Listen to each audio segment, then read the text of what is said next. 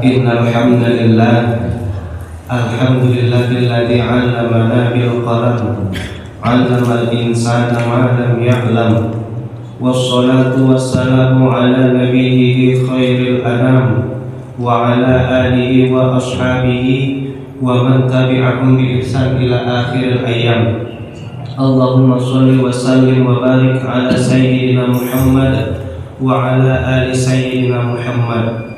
Ayahanda dan ibunda kami, jamaah yang dimuliakan Allah, bersyukur kita kepada Allah atas segala nikmat yang diberikan kepada kita dengan mengucap Alhamdulillahirabbil alamin.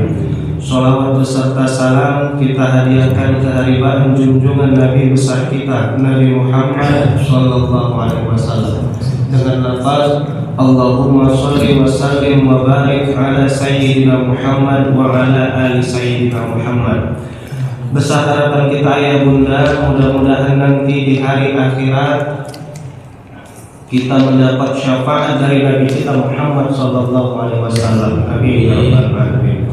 Yang kami hormati para orang-orang tua kami, ayahanda dan ibunda kami, yang kami hormati para alim ulama, para tuan guru, dan juga para tokoh masyarakat, dan yang kami sayangi teman-teman serta adik-adik kami sekalian. Mudah-mudahan ayah bunda kita yang berada di majelis ini dimudahkan Allah segala urusan kita, dilapangkan rezeki kita, diberikan kesehatan dan kekuatan, serta dipanjangkan umur kita dalam ketaatan pada Allah dan Rasulnya. Amin ya rabbal alamin.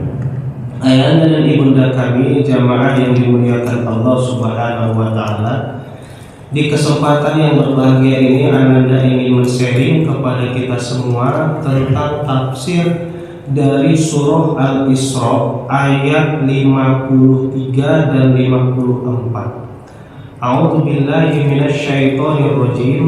Allah Subhanahu wa taala berfirman, wa kulli ibadi yaqulu allati hiya ahsan.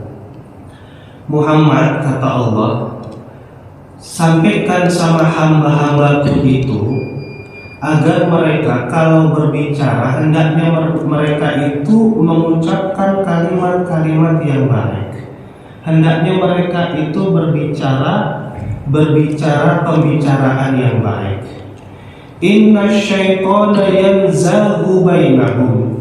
Sesungguhnya setan itu suka memporak-porandakan di antara manusia itu. Inna syaitana kana lil insani aduwwan mubina. Sesungguhnya syaitan itu bagi manusia dia merupakan musuh yang nyata. Rabbukum a'lamu bikum iyasha' yarhamkum aw iyasha' yu'adzibukum. Tuhanmu itu lebih mengetahui urusanmu daripada dirimu. Jika Allah menghendaki maka dia akan mengasihimu, dan jika Allah menghendaki Allah juga akan menghukum. Wa ma arsalnaka 'alaihim wakila. Dan engkau Muhammad bukan diutus sebagai wakil dari mereka. Ayahanda dan ibunda kami, di ayat 53 pesan Allah kepada hamba-hambanya adalah yaqulu al-kalimah. Kata Imam As-Suyuti di sini maksudnya apa? Al-kalimah. Kalau mereka mau berbicara ya bunda, hendaknya mereka berbicara dengan kata-kata yang baik dalam hal apapun. Terkadang ayah bunda menyampaikan hal yang baik itu, pesannya baik itu mudah. Tapi menyampaikan pesan yang baik dengan kata-kata yang baik itu terkadang sulit bagi sebagian orang. Betul kan Pak Bu? Terkadang orang mengajak kebaikan pakai kalimat yang gak betul. Bang, sholat bang, katanya. Udah bawa tanah dulu, tengok abang gitu. Itu pertanda apa Pak? Nyinggung ya. Kata Nabi kita ayah bunda, ada satu kaidah di ilmu tasawuf.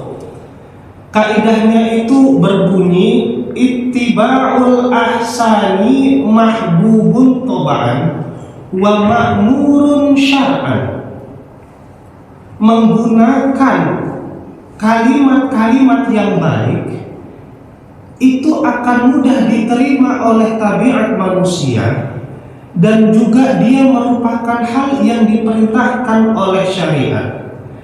Jadi kalau kita menggunakan kalimat yang baik ayah bunda, maka akan mudah diterima oleh orang. Kenapa? Karena kalau tidak mudah diterima oleh orang, disitulah masuk inna syaitana yanzagu bainahum. Nanti setan datang diadu dombanya di antara manusia itu, sehingga apa yang terjadi ya bunda? Perkelahian. Coba lalu ibu bilang sama bapak, bang sholat lah bang, udah dokter abang tengok hari. Apa yang terjadi?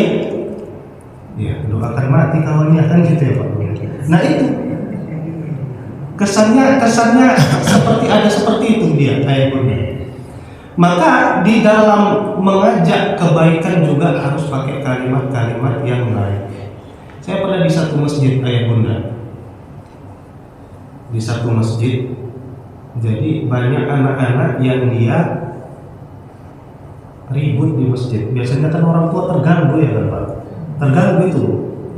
Tapi nggak semua orang bisa nyampaikan dengan kalimat yang baik. Apalagi bilangnya sama anak kecil tadi, jangan ribut ya. Harus kalau ribut tak datang nih bapakmu nanti ya.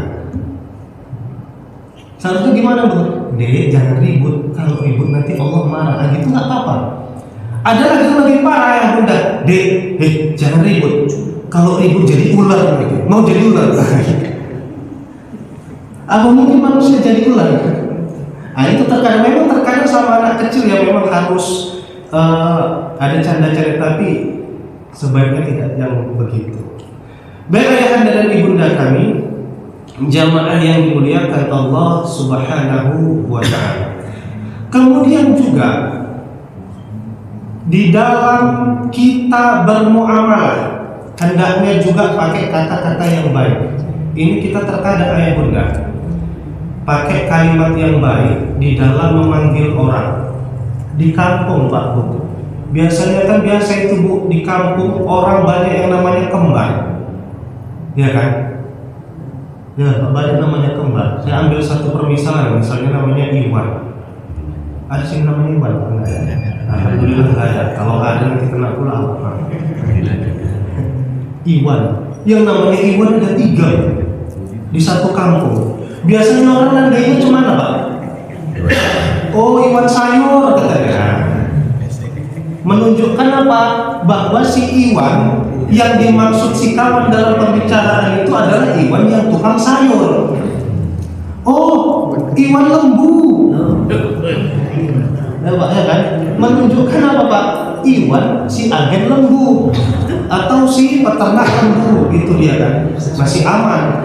Nah itu nggak apa-apa yang seperti itu. Yang ditakutkan ini sebagian orang banyak lain pak.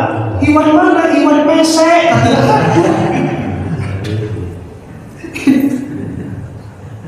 Betul nggak bu? Banyak nggak? Banyak pak ya kan? Iwan mana? Iwan pengkram katanya. Aduh, menunjukkan si Iwan ini.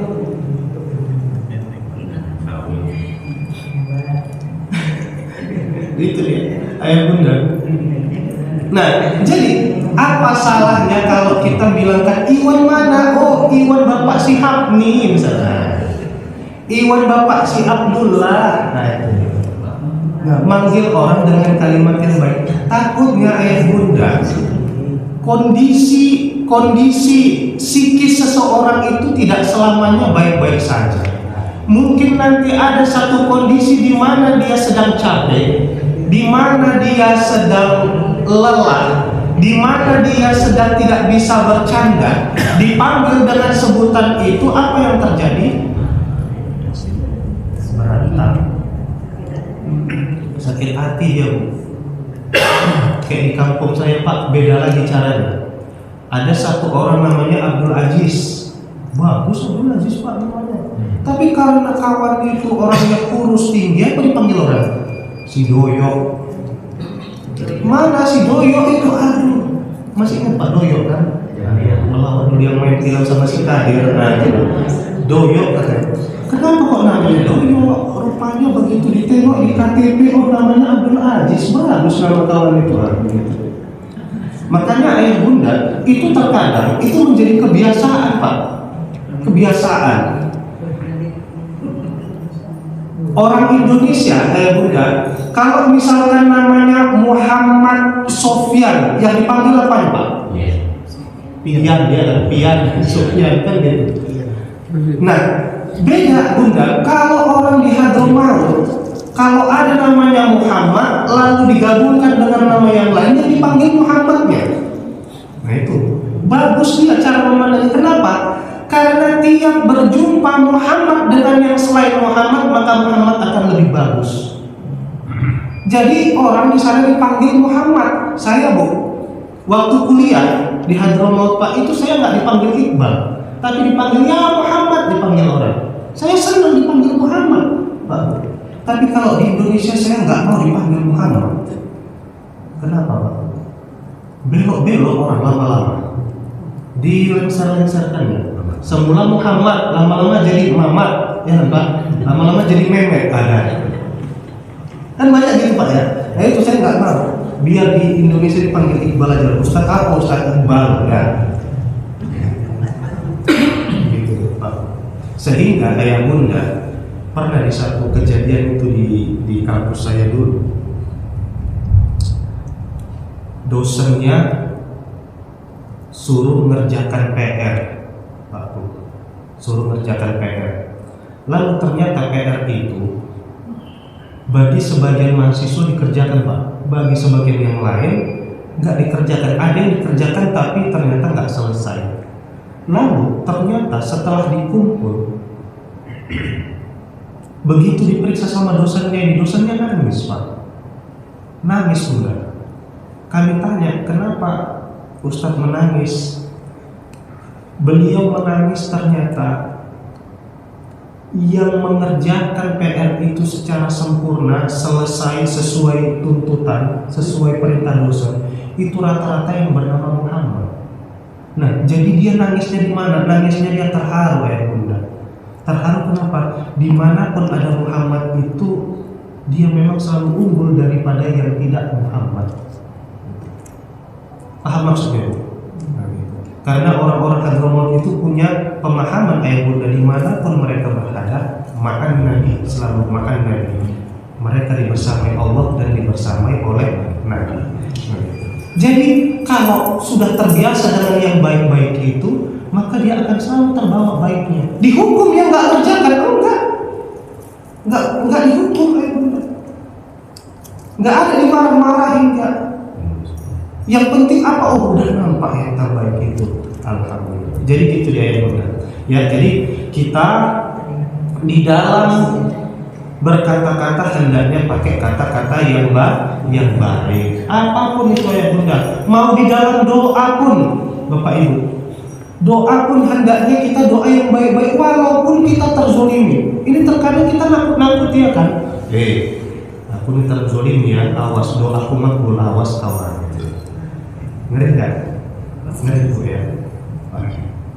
Apapun kondisinya, terzolimi kita, tersakiti kita, tetap doakan yang terbaik. Tapi Ustaz, kalau nggak dikasih nanti pelajaran sama si kawan itu, nggak mau dia tobat Ustaz, itu urusan Allah. Kalau kita mau berdoa, kita doakan yang baik. Ini mohon maaf ya bunda, saya bukan doa politik, sekedar saya ngambil komentar waktu masa-masa banjir itu, iya kan Pak Bu? Banyak di videonya itu ditunjukkan banjir. Baru di komentarnya ada satu doa netizen Pak. Apa doanya katanya? Ya Allah, sesekali jangan rumah orang Aceh aja kena apa ya Allah? Sesekali rumah si Bahlil kena apa katanya? Nggak boleh doa kayak gitu. Walaupun dia tersakiti, nggak boleh gitu. Karena apa? Kita tetap diperintahkan untuk mendoakan yang lebih baik.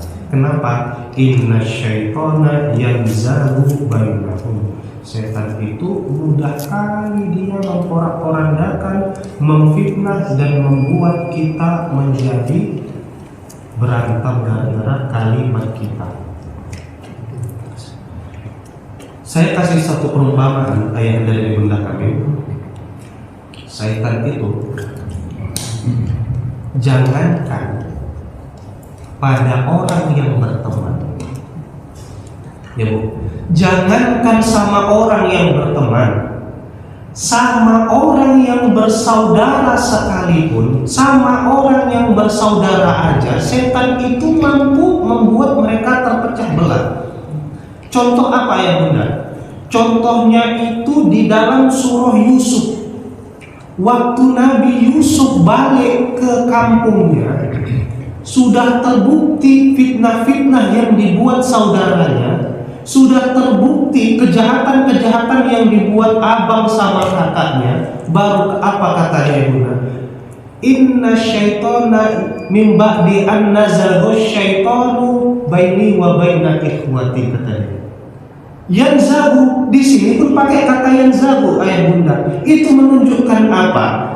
Setan itu mudah kalau masih hanya sebatas pertemanan. Sedangkan yang orang bersaudara kandung aja setan mampu membuat mereka berantem, apalagi yang hanya pertemanan. Dan itu saking hebatnya ayah Bunda setan itu membuat manusia menjadi berantem, padahal hanya gara-gara takwil. Kan dibilang Nabi Yusuf, ayahanda, aku nengok ada 11 bintang dan bulan, mereka sujud samaku. Mereka sujud samaku. Tapi ayahnya Nabi Yusuf tahu, waktu ini pertanda anakku ini nanti jadi orang besar ini, penerus para nabi. Kan gitu. Tapi ternyata saudara-saudaranya Nabi Yusuf yang pada saat itu mendengar kalimat itu beda pemahamannya ya Bunda. Apa pemahamannya? Oh, ini nanti punya kekuatan yang bakal merusak kami. Ini nanti punya keunggulan di antara kami yang bikin kami ini gak disayangi ayahanda kami. Udah kali setan itu membolak-balikan Pak ya. Paham kan Bu kisahnya? Padahal yang dimaksud 11 bintang tadi itu, ya maksudnya apa? Kan baik dari Allah. Tapi karena orang tadi yang udah dirasuki bisikan syaitan tadi, oh dibolak-balikannya, pada akhirnya apa? Ayo kemana kita buat kawan? Baru dibuatnya di sumur. Itu dia. Itu hebatnya syaitan itu. Kita ambil satu contoh lagi ya Bunda. Pintarnya syaitan itu membolak-balikkan manusia. Waktu Nabi Adam dilarang agar tidak memakan atau mendekati pohon, satu pohon di surga, apa kata syaitan? Manahakuma rabbukuma an hadhihi syajarati illa an takuna malaikaini aw takuna minal khalidin, kata syaitan Pak Bu. Adam, bukan kalian dilarang dari pohon ini, kata setan itu. Nggak dilarang kalian dari pohon ini, kalian dilarang dari pohon ini kecuali kalau kalian itu malaikat atau kalian mau dibuat kekal di surga ini. Dibolak-baliknya kalimat itu. Padahal kalau kita ayah Bunda berlogika, sedangkan mendekati saja tidak boleh, apalagi memakannya, kan gitu Pak ya Bu ya, ya kan? Mendekati aja tak boleh, apalagi memakannya. Nah, lalu setan itu bilang, enggak, mana dilarang kalian, kecuali hanya mendekati, kalau memakannya tidak dilarang. Walah, logikanya lemah. Itulah bahayanya setan itu ya Bunda. Makanya kita tadi kata Nabi, ittiba'ul ahsan mahbubun tobahan. Kita buat kalimat-kalimat yang menjelaskan maksud kita, yang saking jelasnya maksud itu orang langsung paham tanpa ada multi tafsir yang lainnya yang membuat setan bisa masuk di situ. Singgungan lagi, nah itu nggak cocok. Gimana Pak Bu, cocok? Ngantuk Bu? Kita lanjut. Udah ada minuman Ibu, lanjut Bu, minum dulu biar nggak haus. Apa minum dulu apa kan?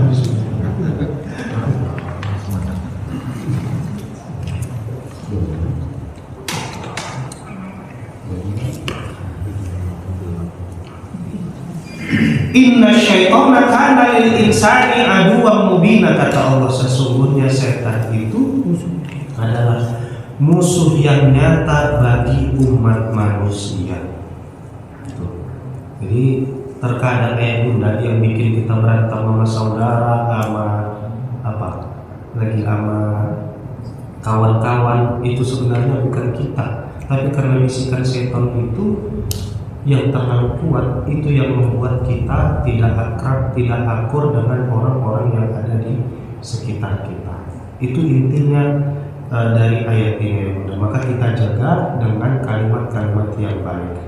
Kemudian Rabbukum a'lamu bikum, Tuhanmu itu lebih mengetahui apa yang terbaik untukmu daripada dirimu sendiri.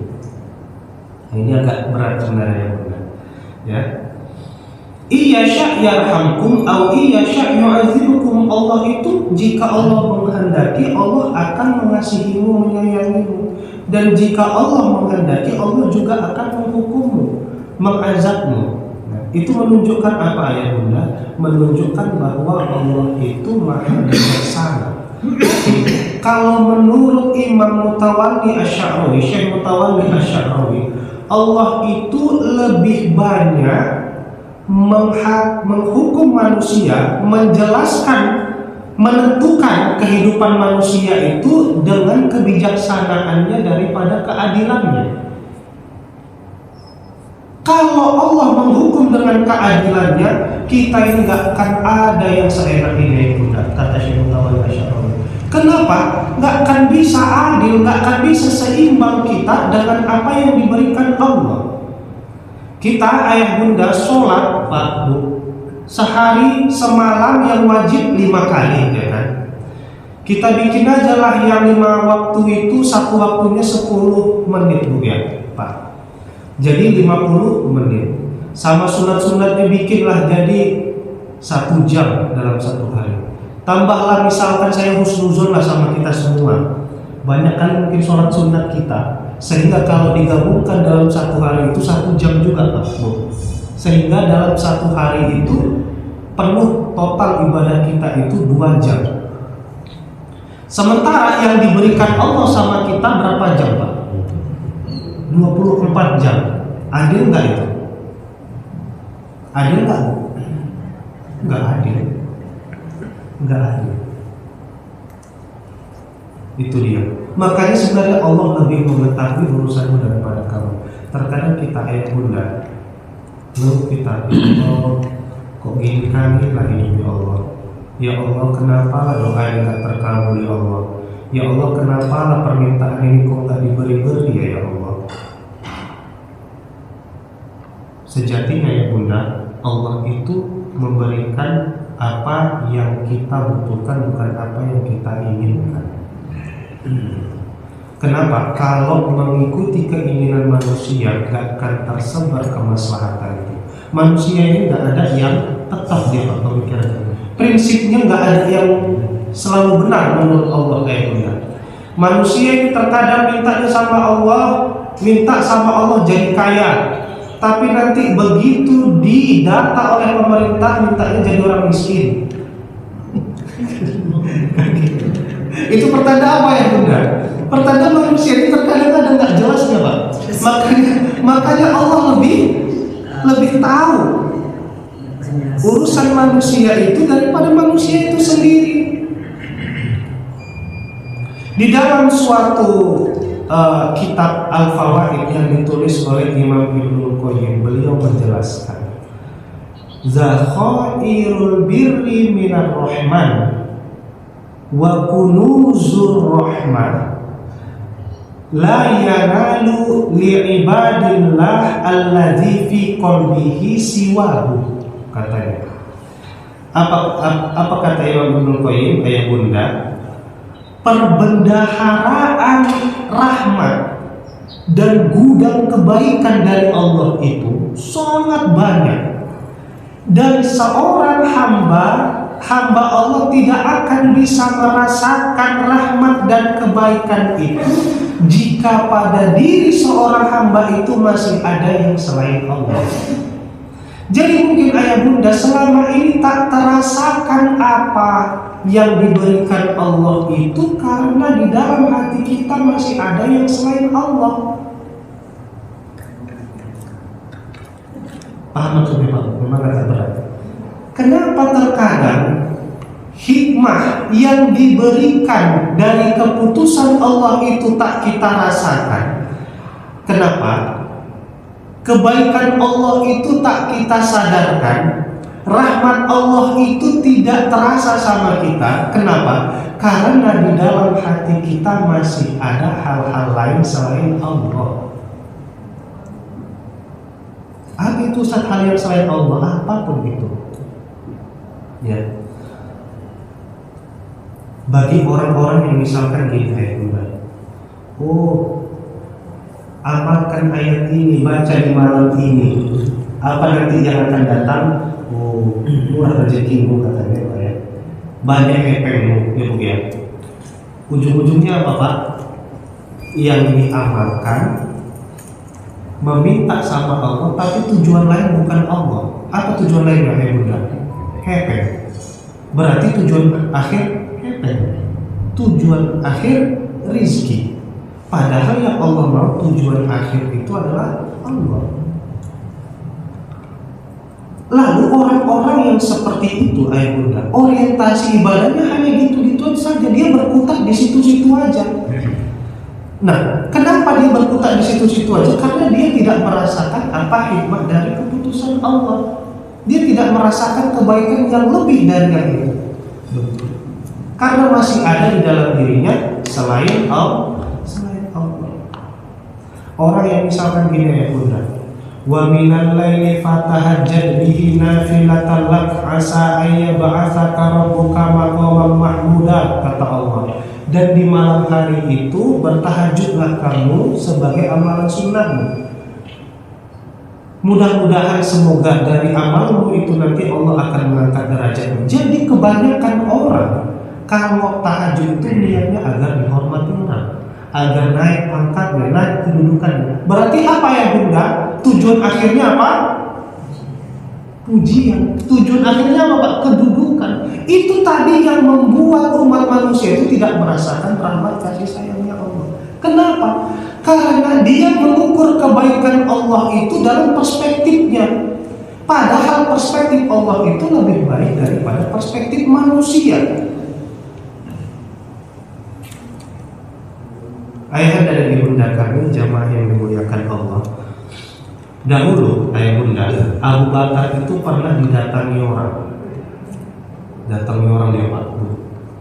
Orang itu nanya sama si Abu Bakar, "Ya Abu Bakar," katanya, "wahai Abu Bakar, coba kasih tahu sama aku apa yang tidak diketahui oleh Allah." Jadi Bu, orang-orang ahli filsafat di masa dahulu itu udah ada yang kerjaannya nyari Allah aja, nyari celah Allah aja. Zaman sekarang ada, bukan berarti zaman dulu gak ada. Dari zaman dulu udah ada Pak. Ditanya Abu Bakar, coba kasih tahu sama aku apa yang gak diketahui Allah. Baru ditanya lagi Abu Bakar, kasih tahu juga sama aku apa yang tidak dimiliki oleh Allah. Dan sampaikan juga sama aku apa yang tidak ada pada Allah. Maksudnya sifatnya. Bingung Abu Bakar, sama siapa aku tanya ini. Baru rupanya datang Ibnu Abbas. Abu Bakar, kamu gak usah goyah, kata dia. Allah itu akan menolong siapapun yang berada di dalam kebenaran. Baru diingatkan Ibnu Abbas bahwa Abu Bakar pernah mendapatkan suatu hadis bersama Ali di masa hidupnya Nabi. Baru Abu Bakar teringat, oh dijawabnya lah apa ya Bunda? Yang tidak diketahui Allah adalah kesyirikan. Allah tidak mengetahui ada sekutu bagi Allah, nggak tahu Allah. Allah nggak tahu bahwa ada Tuhan yang lain selain Allah, nggak tahu Allah. Itu ya Bunda. Baru apalagi dijawab Abu Bakar, apa yang tidak dimiliki Allah? Laisa lillahi walad, katanya. Allah itu tidak memiliki anak. Karena di dalam surah Maryam itu ya bunda, banyak orang-orang yang tidak beriman kepada Allah, mereka itu menyematkan Allah itu punya anak. Baru apa yang tidak ada pada Allah? Dijawab Abu Bakar, yang tidak ada pada Allah adalah kezoliman. Allah tidak pernah zolim. Jadi dijawab seperti itu ya bunda, barulah puas orang Arab tadi. Nah, pertanyaan yang seperti ini intinya apa ya bunda? Ini pertanyaan orang yang mengukur kekuasaan Tuhan itu pakai kekuasaannya, pakai kemampuannya. Kita coba ayah bunda, Allah sayang gak sama orang-orang yang terkena musibah di Sumatera? Nah, sayang gak Pak? Sayang gak? Sayang.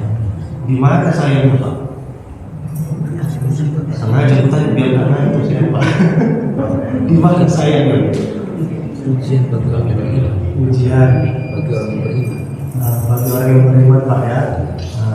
Ada lagi? Kasih musibah supaya dosa dihapuskan, kan gitu Pak ya. Seperti ini kenapa? Ada perspektif yang lebih indah dari itu ya bunda, bahwa apa? Sejatinya ketika Allah menurunkan musibah atau bencana di suatu negeri, nggak pernah Allah itu menurunkan musibah saja, nggak pernah. Tok musibah aja nggak pernah. Allah itu menurunkan musibah kepada manusia, dia disertai dengan rahmatnya Allah. Disitulah kebijaksanaan Allah ya bunda. Turun musibah itu bersama rahmat Allah. Lalu pertanyaannya sekarang, Ustaz, bagaimana bisa didapati rahmat itu di dalam satu musibah Ustaz? Bisa didapati rahmat itu di dalam musibah atau bencana itu bagi orang-orang yang dia mampu bertahan dan tidak mengeluh. Kalau orang yang mampu bertahan, pertahanan dia itu, ketenangan dia itu, kesabaran dia itu merupakan tanda bahwa dia bukan hanya terkena musibah tapi juga terkena rahmatnya Allah. Bertahan ya Pak. Lalu orang yang dia terkena musibah tapi dia tidak bertahan, dia terkena musibah tapi dia tidak terkena rahmatnya Allah, siapa itu? Itulah orang-orang yang banyak keluhannya, yang banyak hanya fokus pada kesedihannya, yang tidak mau bersandar kepada Allah, yang tidak mau mengkaji dirinya. Itu ya bunda. Jelas ya bunda. Nah di situ. Lalu Ustaz, bagaimana sama orang-orang yang langsung mereka dipanggil Allah Ustaz? Nah sekarang kita tengok ya bunda, itu bagus nggak Pak Bu meninggal? Kalau di dalam fikihnya meninggal di dalam bencana alam, meninggal karena bencana alam berarti matinya mati apa Bu? Mati syahid. Bagus nggak Pak? Ya bagus. Bagus ya bunda. Gitu dia. Terkadang kita terbolak-balik Bu. Oh, kita nggak pernah kena bencana, lebih baik kita daripada orang itu. No, tidak seperti itu ya bunda. Bisa jadi Allah lebih sayang sama mereka daripada sama kita. Iya. Kenapa ya bunda? Ada falsafahnya orang Jawa Pak. Apa katanya? Pentungan di awal itu lebih baik daripada pentungan di akhir. Pentungan di awal Pak Bu itu lebih baik daripada pentungan di akhir. Orang kalau dia udah dipentung sama Allah selama di dunia, berarti masih ada kesempatan untuk bertaubat. Tapi kalau dipentung di akhirat nanti masih ada tempat kembali Pak Bu? Gak ada. Ada penyesalan. Penyesalan yang ada. Lalu yang dipentung Allah yang di awal itu langsung terpanggil oleh Allah, langsung kembali kepada Allah, maka itu suatu kebaikan juga. Itulah dia menjadi mati syahid gitu ya. Bagus nggak Pak? Bagus. Berarti orang-orang yang tak pernah dipentung itu perbanyak amal. Yang nggak pernah dipentung itu bukan pertanda Allah sayang kayaknya. Justru terkadang di situ Allah membiarkan kita. Ini ayat yang paling bahaya sekali itu. Mohon maaf, ayat di surah Ali Imran. Wala yasabanna alladziina kafaru annama numli lahum khairun li anfusihim innama numli lahum liyazdadu isman. Orang-orang yang ingkar sama Allah itu jangan mereka menganggap mereka dipanjangkan umurnya itu pertanda bagus sama mereka. Enggak. Di innama numli lahum liyazdadu isman. Apa Bu? Kami panjangkan umur mereka, orang-orang yang ingkar sama Allah itu liyazdadu isman, supaya semakin bertambah dosa orang itu.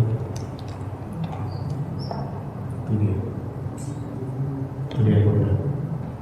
Cocok Bu. Itu dia makanya kita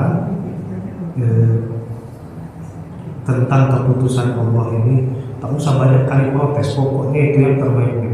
Kata Imam Ibnul Qayyim apa ya Bunda? Hukmullah li ibadihi dairatun bainal adli wal maslahat wal hikmah wal apa satu lagi pokoknya bainal adli wal maslahat wal hikmah wal qada. Ya. Keputusan pilihan Allah kepada hamba-hambanya itu hanya berputar pada yang empat. Apa itu yang empat Bunda? Yaitu dengan keadilan Allah, sifat adilnya Allah. Yang kedua apa? Untuk kemaslahatan manusia. Yang ketiga apa? Karena ada hikmah yang akan diterima oleh manusia. Yang keempat apa? Qada, yaitu karena kebijaksanaannya Allah Subhanahu wa taala. Maka tak ada yang tak betul bagi Allah untuk umat manusia. Baik ayahanda dan ibunda kami, jamaah yang dimuliakan Allah Subhanahu wa taala. Jadi cocok itu ya. Nah, pokoknya apapun. Jadi kalau adil tadi udah jelas ya kan. Kalau maslahat udah jelas ya. Nah, kalau kebijaksanaan Allah juga sudah jelas. Sekarang yang hikmah di mana? Hikmah ini yang agak berat Pak Bu, karena datangnya itu belakangan. Saya kemarin ini kisah saya lagi yang barusan terjadi Pak Bu ya. Waktu saya kemarin di tanggal berapa itu Pak? Tanggal 20 ini 20 berapa? Itu 23, tanggal 23. Saya testing jadi petugas haji Bunda di Asrama Haji Pondok Gede Jakarta. Ini kejadian gini Bunda, dijadwalkan ujian itu akan dimulai di jam 8 pagi hari Kamis. Jam 8 pagi hari Kamis.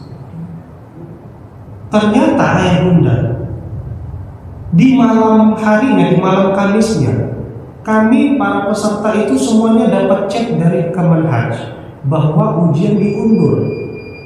Bagi yang sesi 2, kami sesi 2. Yang bagi sesi pertama itu jam 8, yang sesi 2 diundur menjadi jam 2 Pak. Rupanya apa yang terjadi ya Bunda?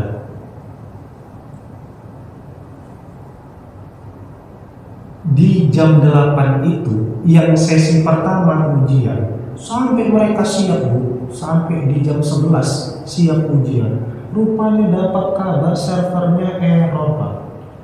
Error. Jadi nilai mereka itu tidak terinput, tidak tersimpan di sistem mereka. Ya ujian ribuan Pak.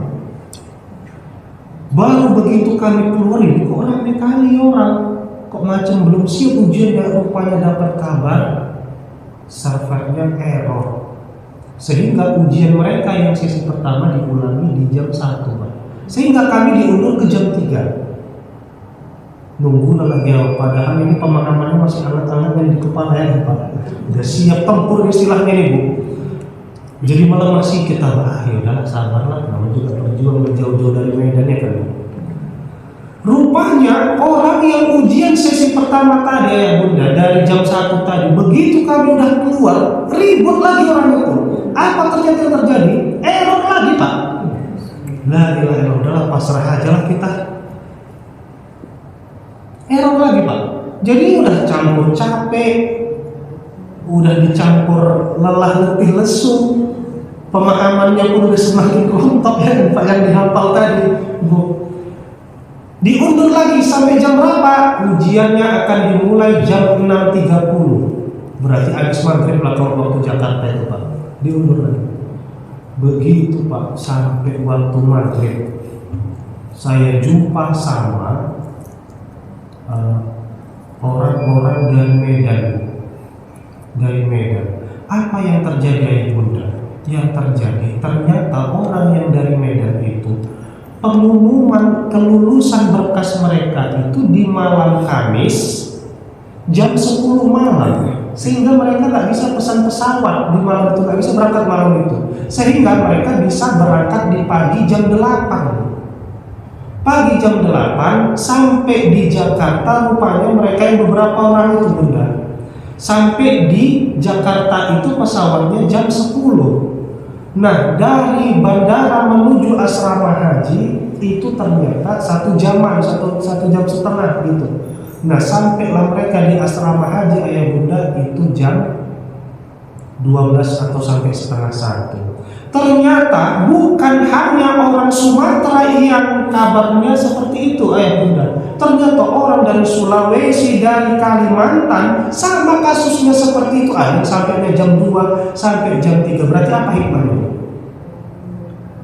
Dibuat Allah itu error server. Supaya apa? Supaya orang-orang yang niat baiknya mau menjadi pembantu Allah di tanah suci, mereka punya kesempatan untuk ikut ujian, enggak ketinggalan. Itulah hikmah Allah. Lalu bagi kami yang udah capek nunggu lama, dapat pahala sabar. Dapat pahala sabar. Alhamdulillah sabar-sabar inilah yang diterima. Tidak ya bunda. Itulah mengkaji hikmah Allah tadi ya bunda.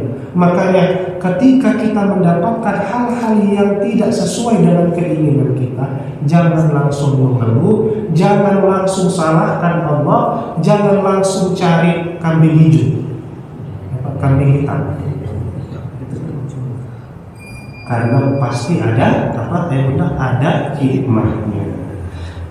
Karena apa kata Allah? Iya syak yarhamkum au iya syak yu'adzibkum. Itu terserah Allah. Allah mau mengasihimu atau Allah mau menghukum, mengazabmu. Itu haknya Allah. Karena ayat ini turun kemana itu? Nah, sejatinya ayat ini turun kepada para sahabat-sahabat yang mengikuti Nabi. Kembali juga, kenapa kok nggak dipindahkan aja kami ya Allah dari Mekah atau Madinah ini? Banyak kali kami diganggu orang-orang kafir ini ya Allah gitu. Tapi Allah bilang, Allah kalau mau ditolongnya, dikasihnya kalian. Kalau Allah pun berkehendak akan dihukumnya kalian. Baru yang terakhir ayat bunda, wa ma arsalnaka alaihim wakila. Allah bilang kepada Nabi kita, engkau Muhammad bukan diutus kepada mereka untuk menjadi wakil mereka, bukan Muhammad. Bukan diutus untuk menjadi wakil mereka. Maksudnya apa ya bunda? Dakwah kepada orang lain itu bukan menempatkan diri kita sebagai wakil, tapi menempatkan diri kita sebagai perpanjangan kehendak Allah agar manusia itu mau menjadi lebih baik. Maka di ayat yang lain, ayat bunda, kata Allah kepada Nabi kita, innama alaikal balagh wa alainal hisab. Tugasmu Muhammad hanya menyampaikan dan tugas kami itu nanti yang menghitung dan menghisab mereka. Capek bapak ibu menyuruh anak sholat, ya Pak Bu, tapi bapak ibu sudah suruh anak sholat, tetap tak mau dia sholat, tetap aja suruh. Masalah dia tak mau sholat nanti hisabnya dari Allah. Kita nggak kena itu ya bunda. Karena dakwah itu berat. Apalagi misalkan kita suruh saudara kandung kita untuk pakai jilbab, nggak mau dia pakai jilbab Pak Bu. Berat kali dia pakai jilbab. Lalu ketika dia tak pakai jilbab sampai akhir hayatnya, Ustaz, apakah kita sebagai saudaranya ini, sebagai mahramnya ini akan berdosa? Enggak. Kenapa? Karena sudah kita sampaikan. Berbeda kalau tak kita sampaikan. Ya, ayah bunda. Saya kasih perumpamaan. Nabi Nuh aja, Bapak Ibu. Nabi Nuh itu berdakwah ke sana kemari, Pak Bu. Jauh-jauh sampai ratusan ribu, ratusan tahun umurnya berdakwah. Anak bininya nggak beriman. Sedih banget. Orang bisa dibuatnya beriman, tapi anak bininya tak mau beriman. Itu beratnya dakwah itu. Nah, kepada orang-orang yang seperti itu tak ada lagi dosa bagi kita yang sudah berdakwah, sudah menyampaikan kebaikan. Tapi ayah bunda jangan pula berhenti. Oh kak, kau pakailah jilbab. Karena kalau nampak rambutmu, nampak auratmu, yang berdosa nanti. Ya, tak mau aku, masih tak mau juga. Dan tak usah aku sampaikan lagi karena kata Ustaz Iqbal itu tak berdosa. Jangan gitu Pak, jangan gitu. Walaupun tak berdosa bunda, kalau saudara kita itu kita ajak, lalu dia menolak kita tidak berdosa, bukan berarti harus berhenti Pak. Lanjutkan terus, biar sampai capek kawan itu, sampai ribuan ratusan ribu kali Bu, sampaikan aja karena itu memang tugas kita.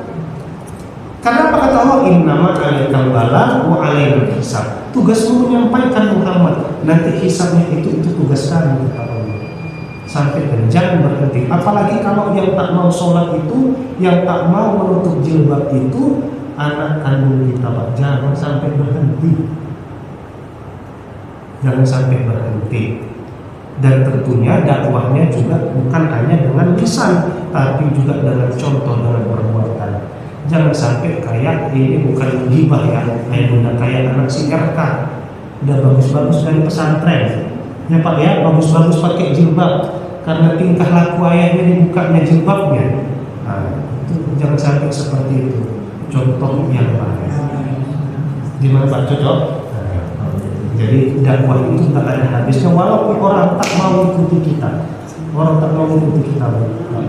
Saya kayaknya udah pernah cerita ya Bu ya, di pengajian Bu ya. Pengajian umum pernah saya ceritakan Pak. Saya dulu Pak waktu kecil ceramah baru tamat pesantren itu setengah dari isi masjid cabut Pak. Ninggalin awal.